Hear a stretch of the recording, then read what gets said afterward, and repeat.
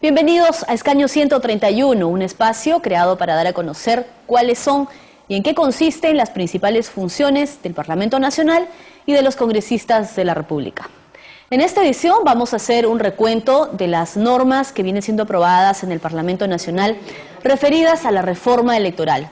Tal es el caso del escaño vacío y la propuesta para la alternancia de género, que es materia de debate. Primero estará con nosotros la vicepresidenta de la República y también congresista Marisol Espinosa, y luego la directora del Movimiento Manuela Ramos, María Elena Reyes Meléndez. Esto es lo que tenemos para el día de hoy en Escaño 131. No se vaya porque vamos a regresar tras una breve pausa.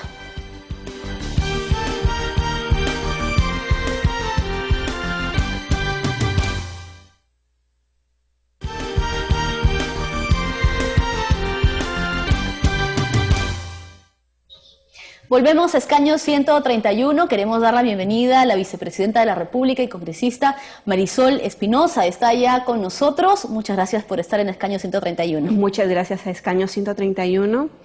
Es la segunda vez que la tenemos aquí. Por cierto, la primera vez vino a conversar sobre su propuesta. Bueno, era una iniciativa ahora ya aprobada, el escaño vacío. En esto, pues, ahora ya ley, y todo ello dentro de este esfuerzo del Congreso de la República encaminado a la reforma electoral, ¿no? Así es.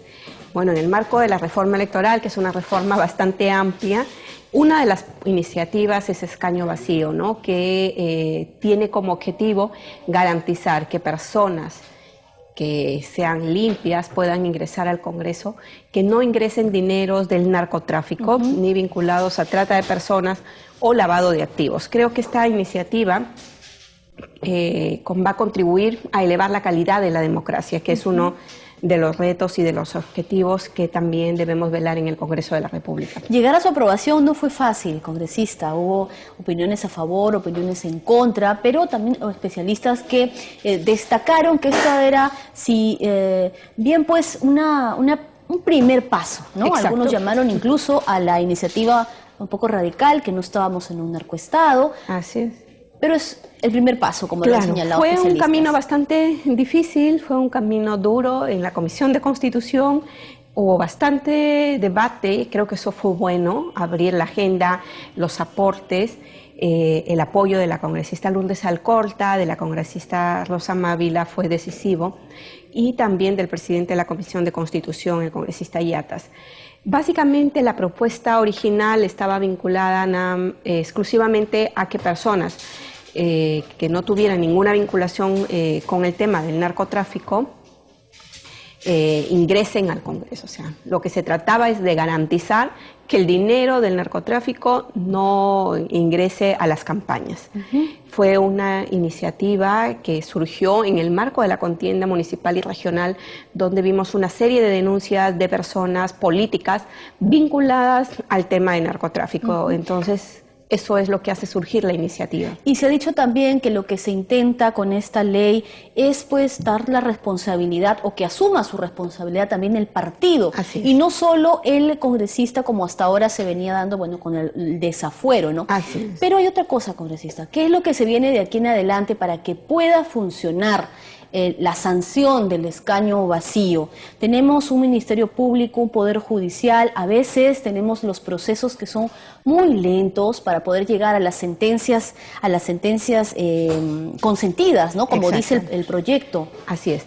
Bueno, en cuanto a la aplicación de la norma, el camino es básicamente acelerar dentro del Congreso, por eso se optó por una reforma dentro del reglamento del Congreso, para garantizar que sea un proceso rápido, que pueda entregarse a la justicia a estas personas que estén vinculadas al narcotráfico o a la trata de personas, que también fue el añadido que se hizo en la Comisión de Constitución, o personas vinculadas al lavado de activos, que es una modalidad muy común.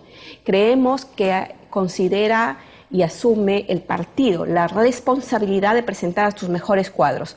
Yo, partido, te presento a la sociedad que va a tomar la decisión en las elecciones el mejor de mis cuadros o las mejores personas, y esto implica que estas personas tienen que pasar por un tamiz mucho más estricto, un registro, una verificación de sus datos, y como sabemos, todos conocen y saben cómo se hacen las fortunas de algunas personas y hacer una investigación. Hasta ahora no había responsabilidad por parte del partido político. El partido político te presentaba una persona y de repente si estaba vinculada no se hacía responsable porque traía el accesitario. Ahora no. Ahora tu partido político me entregas una persona que no es apta para la vida democrática, vas a sufrir una sanción, vas a perder ese escaño.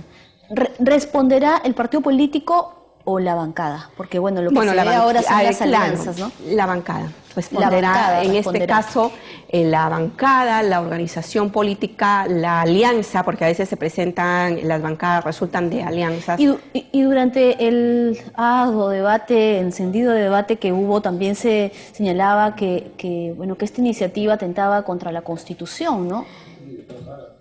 Y la representación también, yo no creo que alguien pueda señalar que se está atentando contra el tema de representación. Hemos visto en el Congreso pasado que el Congreso funcionaba a veces con 118 o 119 parlamentarios, un parlamentario que tuvo licencia por enfermedad y falleció lamentablemente, y otro parlamentario cuyo asiento no fue ocupado por más de un año.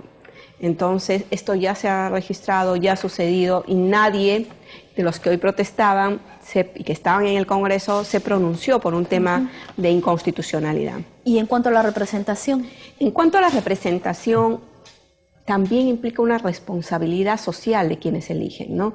Quienes vamos a las urnas elegimos, sabemos a quién estamos eligiendo, y generalmente en las comunidades, como digo, también se conoce quién es quién. Pero adicionalmente no se pierde representación porque el tema es que los 120, los 130 congresistas en este caso son congresistas de todo el país, que son elegidos por departamentos. Usted no solo representa a Piura. No solo represento a Piura, represento a todo el país. Todos los congresistas representan a todo el país.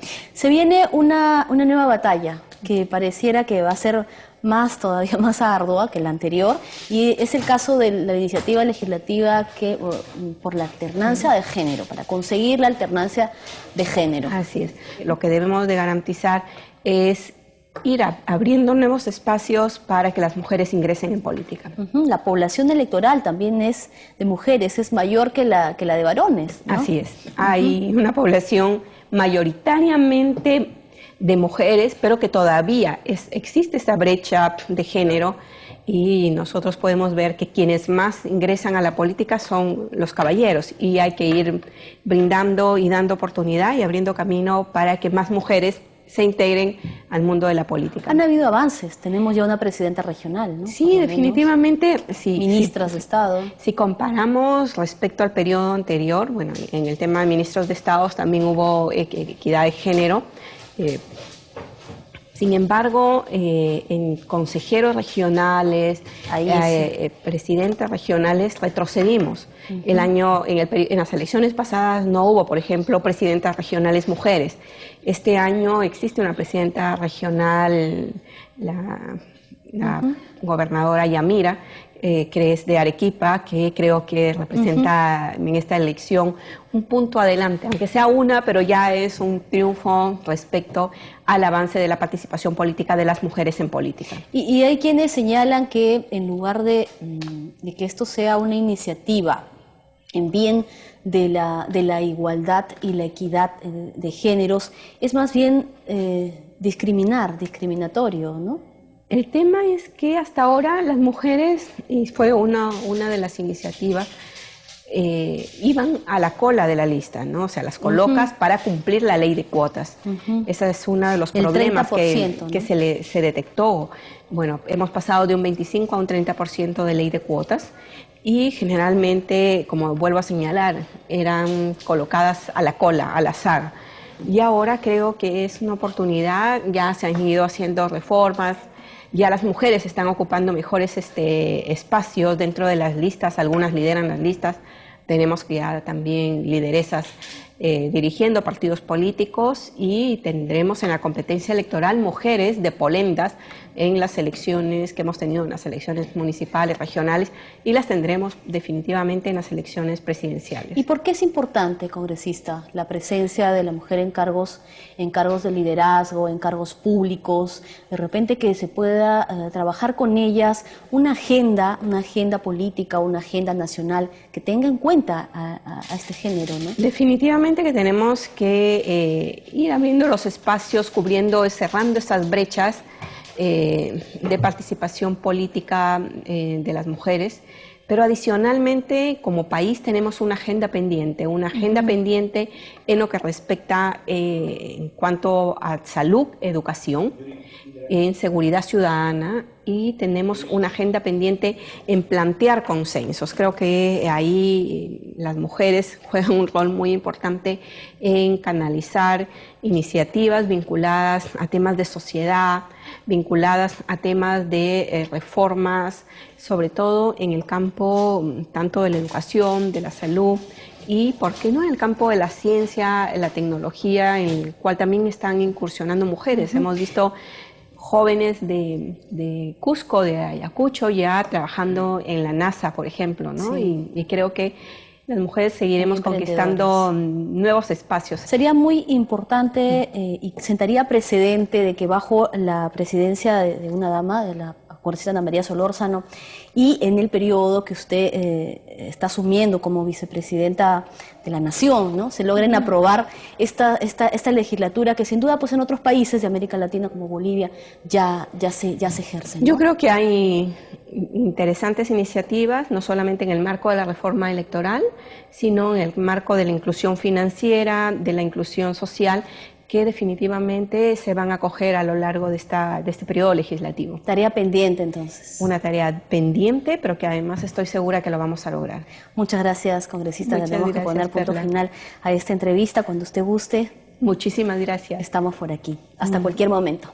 Muchas gracias. Conversábamos entonces con la congresista Marisol Espinosa, también vicepresidenta de la República, que estuvo con nosotros hoy en este programa de Escaño 131, haciendo un repaso de las iniciativas legislativas encaminadas a la reforma electoral que se ha iniciado aquí en el Parlamento, como por ejemplo el escaño vacío. Vamos a ir a una breve pausa, pero ya regresamos con más aquí en Escaño 131.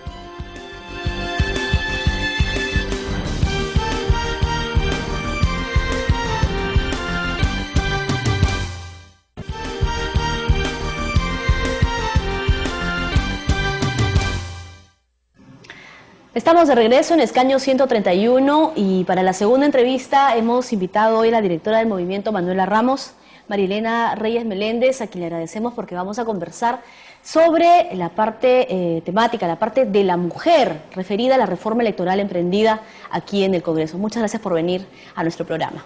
Gracias más bien por la invitación.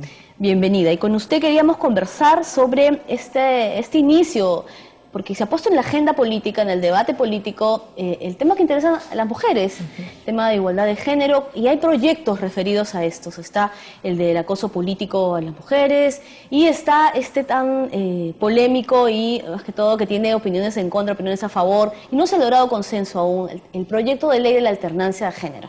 Sí, efectivamente, el perseguir, el postular lo de la alternancia de género es un mecanismo que ahonda en el tema de la igualdad. La igualdad es la clave para entender por qué las mujeres estamos pidiendo, las mujeres políticas estamos pidiendo que haya una participación igualitaria y equilibrada entre varones y mujeres. Esto se fundamenta en que, si bien es cierto, desde 1997 se aprobó lo de la cuota de género por un 25% y después en el 2000 se aprobó para el 30%, ha resultado insuficiente. Asegura participación en candidaturas, pero no en resultados. Y como es una acción afirmativa que pretende equiparar los derechos y las condiciones de ejercicio del derecho de participación de hombres y mujeres, es necesario ver un mecanismo por el cual en toda votación popular y en toda candidatura estén las listas conformadas alternadamente por un hombre, una mujer, un hombre, una mujer, para asegurar la participación y, por supuesto, la elección de las mujeres. Pero ¿qué pasa? Esta conquista está costando. Costó el tener derecho a voto a la mujer, costó la ley de cuotas y está costando ahora también la alternancia de género. ¿Qué sucede? ¿Qué sucede en la clase política? Lo que consideramos es que, por ejemplo, en el caso del derecho al voto, que recién tuvimos acceso a poder votar las mujeres a partir del 55 y 56, que ya se hizo efectivo, ahí era un nudo crítico para que con esa apertura formal de lo que es el derecho a la participación política de las mujeres estuviera resuelta una participación de calidad, una participación de fondo, sustantiva. Sin embargo, eso no fue así. Tú misma lo has señalado en cómo desde el 56 hasta 1997 hay una brecha enorme en la que recién se trata de construir una medida de acción afirmativa para que las mujeres se pongan un poco al día en cuestiones de condiciones para participar. Entonces, ¿esto a qué se debe? La explicación que damos nosotras es porque el sistema es un sistema público eminentemente masculino. El mundo de lo público no termina de admitir la presencia de las mujeres en un mundo que ha sido definido por esencia como un mundo para hombres. ¿Por qué? Porque a las mujeres lo que se les asigna también es un rol doméstico que impide su participación y al cual de forma naturalizada, entre comillas, se le adjudica a la mujer, ¿no? Como un espacio natural. ¿Y por qué se siente así? Hay en el debate que se ha generado, bueno, opiniones a favor, opiniones en contra, y quienes se encuentran en contra señalan incluso que este pedido podría ser de cierto modo discriminatorio y más bien ir en contra de la igualdad y que esto podría, se ha manifestado hasta la Iglesia incluso señalando que esto más bien podría, ¿por qué darle beneficios a un género y que no lo va a tener el otro, ¿no? Claro, bueno, el otro género, el otro sexo, ya tiene todo el sistema, tiene todo el privilegio y tienen los derechos. El derecho a la participación, el derecho a la igualdad, siempre ha sido ejercida por los hombres, siempre ejercido por los hombres. En el caso de las mujeres ha habido el elemento subordinación que es reiterativo señalar, ¿no? Cuando se nos han ido concediendo los derechos de manera muy paulatina y siempre por luchas del movimiento de mujeres. O sea, no es que se nos conceda o se respalde el ejercicio de nuestros derechos. En lo que mencionas también hay una cosa importante. Si el Estado fuera laico, no tendría por qué escuchar las opiniones de la Iglesia. La Iglesia es para una esfera de la conciencia personal para aquellos y aquellas que ejercen su fe. Y no debía tener injerencia o intromisión en lo que son cuestiones, por ejemplo, de sistema electoral, en que las mujeres estamos pidiendo una participación plena, no estamos pidiendo un regalo, porque las mujeres no somos un sector. Las mujeres somos la mitad de la población de este país y nuestra presencia es transversal. Más del 50% de la población electoral. Es una presencia transversal en jóvenes, en mujeres indígenas, en población de la tercera edad. Vamos a regresar, permíteme, Marilena, por favor, a la escena del debate político, ¿no? Supongamos que se aprueba la alternancia de género. ¿Va a funcionar sin eliminar el voto preferencial y sin elecciones internas en los partidos? Pienso que es una buena adición el que se sume a la propuesta de alternancia la eliminación del voto preferencial. Serían elecciones mucho más claras en la que además se vote por listas cerradas o abiertas. La alternancia va a permitir que las mujeres tengan un resultado en su participación política, o sea, sean elegidas. En lo que respecta a las elecciones internas, yo creo que no se debe dejar abiertamente a que los partidos regulen esto, sino que un sistema electoral tiene que controlar que los derechos a la participación, el derecho a la igualdad y el derecho a la participación política se concrete en esta regulación de alternancia que deben tener los partidos políticos, ¿no? Claro, que son la clave de la democracia y en realidad es donde es el seno de la dirigencia política, ¿no? Ahí se gestan bueno, se deberían gestar. Sí, además porque tengamos en cuenta que la igualdad como principio, como valor y como derecho es el núcleo constitutivo de lo que es la ciudadanía y solamente puede concretarse de manera sustantiva si es que las mujeres participamos. Es a veces tan sencilla la explicación, que no entendemos o sí entendemos por qué hay tanta demora, como señalabas hace un momento. Entonces, digamos que si el Congreso tiene la responsabilidad como ente legislativo de aprobar una norma, en este caso la alternancia de género, y el Congreso está conformado por representantes que vienen de partidos, pero la responsabilidad, digamos, está en los partidos que tienen que pues, hacer cumplir esta presencia, como tú dices, ¿no? de ambos géneros. Y tienen que además ceder los privilegios que conceden a una mayoría masculina. Y tienen que dejar a las mujeres participar en política. No solamente está el proyecto, como señalabas, de alternancia, sino también el de acoso político, porque es una cosa escandalosa en todas las trabas, las limitaciones que sufren para tener participación activa las mujeres en todos los ámbitos, ya sea regional, municipal y por supuesto a nivel nacional. Es parte de este paquete que se empezó a ver con ocasión del Día Internacional de la Mujer en plenos, en un primer pleno que hubo iniciando marzo, un pleno temático que fue incluso anunciado por la presidenta del Congreso, ¿no? Exactamente. Que se tenían que ver estos proyectos. Sin embargo, bueno, saludamos que haya habido un pleno temático. No tendrían que existir en el futuro, pero sí saludamos porque si no, no se abordan los temas dedicados a la igualdad entre los géneros. Y lo que sí se pudo aprobar como primera medida fue parcialmente la ley sobre acoso sexual en espacios públicos. Prevenir y sancionar. Sí, ¿no? Prevenir y sancionar. Sin embargo, lo que aborda la ley es más el aspecto preventivo, ordenando y disponiendo que los sectores como educación, salud, el Ministerio del Interior, el Ministerio de la Mujer, puedan dar medidas oportunas para que se sepa qué es, se difunda. ¿De qué hablamos cuando hablamos de acoso sexual callejero, como se dice comúnmente?